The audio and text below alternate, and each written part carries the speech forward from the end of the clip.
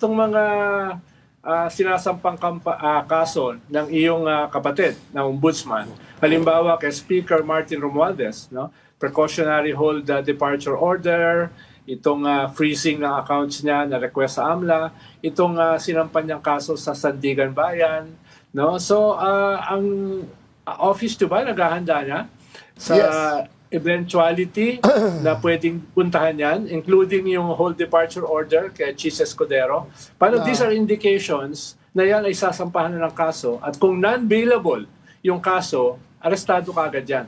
Are you preparing for that eventuality? Yeah, Ronald, last Thursday, I had a command conference with all the regional directors, the general directorate of all the generals, all the provincial directors of the entire PNP, all 50 plus airports in the country, Region 9, backdoor leading to Malaysia, all coastline, maritime, all CAAP, all ABSICOM are on full alert for the possible departure of the former speaker and the former speaker and the former Senate president. Because of the orders given by the ombudsman, we will do everything possible to prevent their departure from the country.